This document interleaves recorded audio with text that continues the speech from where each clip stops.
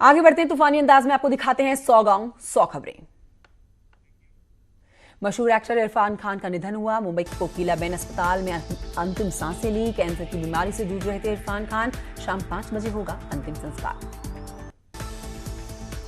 इरफान के निधन पर अमिताभ बच्चन ने कहा है कि एक अद्भुत, प्रतिभाशाली और विनम्र सहयोगी, विश्व सिनेमा में उनका योगदान रहा।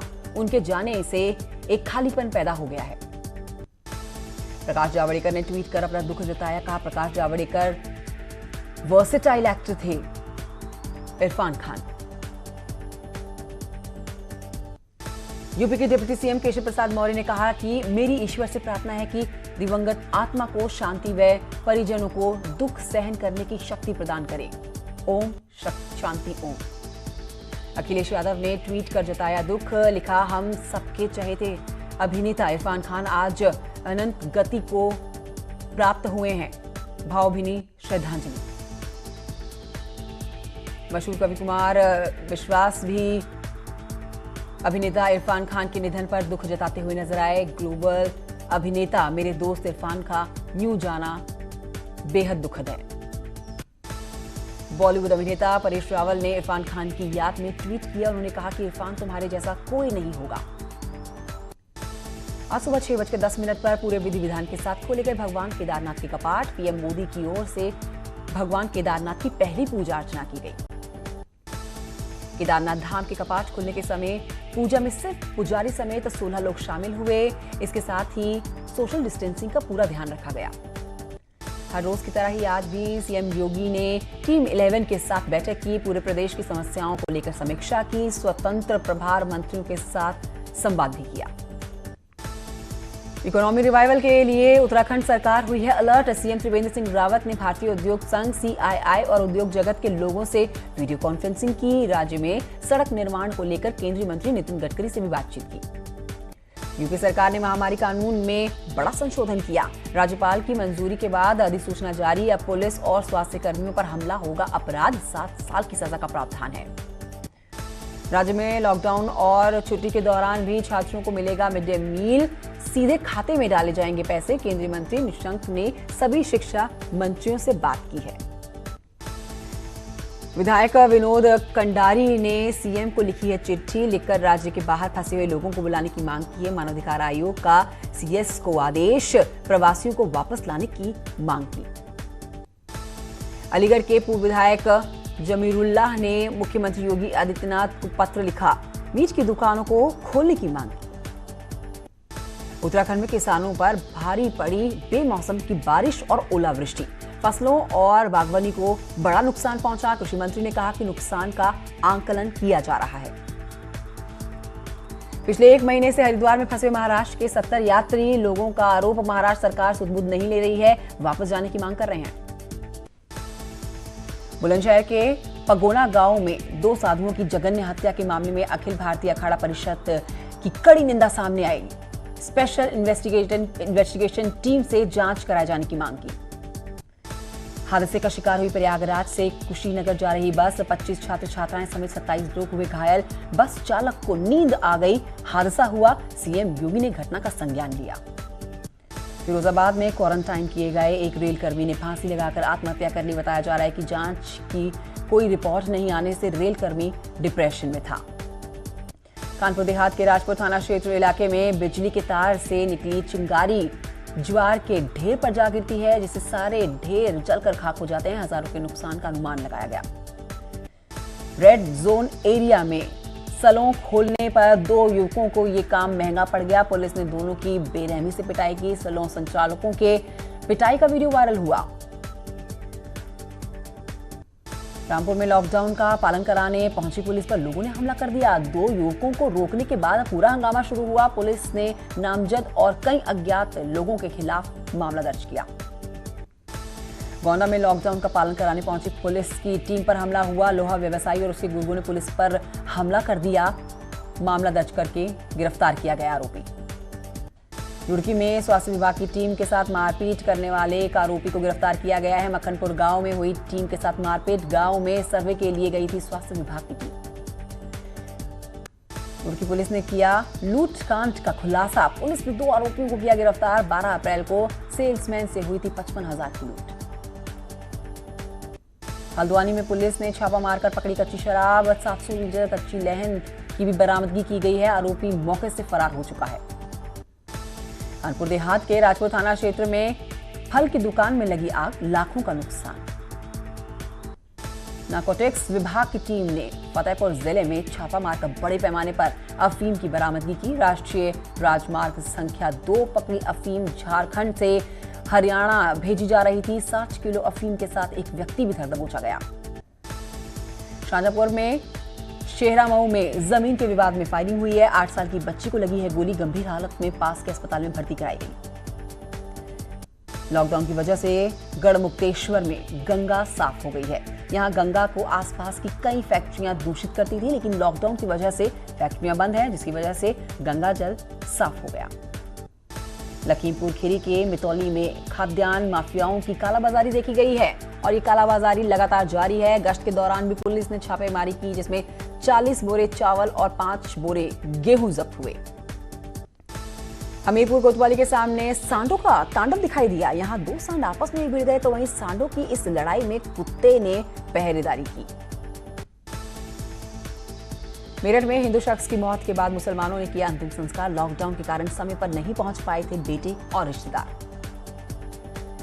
यूपी सरकार ने एपिडेमिक्स एक्ट में संशोधन किया है। यूपी में कोरोना वॉरियर्स पर हमला करना अब अपराध की श्रेणी में आएगा। कोरोना वॉरियर्स पर हमला करने पर होगी बड़ी कार्रवाई। बांदा में जिला प्रशासन की लापरवाही आई सामने। कोरोना टेस्ट के लिए आए परिवार को सड़क पर छोड़ा गया। कोरोना मरीज के संपर्क में आया था यह परिवार। वाराणसी पुलिस ने कोरोना पॉजिटिव दवा कारोबारी के खिलाफ दर्ज किया केस। प्रशासन के मना करने के बाद भी घर से बाहर निकला था यह शख्स। पीलीभीत में पार्टी करने वाले 2 दारोगा हुए सस्पेंड। बिलसंडा पुलिस ने थाने के अंदर की पार्टी की थी। सोशल डिस्टेंसिंग का नहीं किया गया था पालन। नैनीताल में सड़क पर विदेशी के घूमने से हड़कंप मचा। पैसे खत्म होने के वजह से पहुंचा मॉल रोड पर यह विदेशी 28 दिन का क्वारंटीन पीरियड पूरा कर चुका है विदेशी। लखनऊ में जिला प्रशासन ने लखनऊ केयर नाम से व्हाट्सएप नंबर जारी किया है। कोरोना संकट में ड्यूटी करने वाले स्वास्थ्य कर्मियों के परिवार वालों की मदद करने के लिए फैसला किया गया। घर बैठे मंगवा सकते हैं सामान। कानपुर में लॉकडाउन के उल्लंघन पर पुलिस ने एक अनोखी तरीके से शख्स को सजा दी है। पुलिस ने छिपकर मंदिर जा रहे शख्स को कूद कर मंदिर जाने की सजा दी है और ये मामला पनकी थाना क्षेत्र के पावर हाउस मार्केट का है। झांसी के कलेक्ट्रेट में बनाए गए इंटीग्रेटेड कंट्रोल रूम को 4 जोन में बांटा गया है। इस इंटीग्रेटेड 8 घंटे के अंतराल पर 3 शिफ्ट में कर्मचारी काम कर रहे हैं। कानपुर में मंडियों पर सोशल डिस्टेंसिंग मेंटेन कराने के लिए प्रशासन की तमाम कवायद नाकाम दिखी। दिल्ली की तर्ज पर दुकान खोलने के लिए ऑड इवन फॉर्मूले का लोग नहीं कर रहे हैं पालन। कानपुर में कोरोना संक्रमितों की संख्या बढ़ने के बाद लापरवाही भी देखने को मिल रही है। सड़कों पर लोगों की भीड़ उमड़ रही है और पुलिस नदारद है। हिंदी मूवी कलाकार और रोडीज और बिग बॉस के विजेता आशुतोष कौशिक ने पेश की मिसाल। लॉकडाउन में बिना बैंड बाजा बारात के सादगी के साथ शादी की। लखीमपुर खीरी में प्रशासन ने क्वारंटाइन किए गए लोगों को मानसिक रूप से मजबूत करने के लिए एक पहल की है। यहां 1000 से ज्यादा लोग क्वारंटाइन किए गए। अम्बेडकर नगर में क्वारंटीन केंद्रों में अव्यवस्था देखने को मिली है। क्वारंटीन किए गए लोगों को ना तो समय से खाना मिल रहा है और ना ही दिए गए खाने की कोई गुणवत्ता ठीक दिख रही है। बांदा में कोरोना पीड़ित को मेडिकल कॉलेज डिस्चार्ज करने के बाद प्राचार्य मुकेश कुमार और डॉक्टर ने फूल दिए हैं और तीनों कोरोना पीड़ित और उनके संपर्क में आए सभी लोगों को कृषि विश्वविद्यालय में क्वारंटीन किया गया था।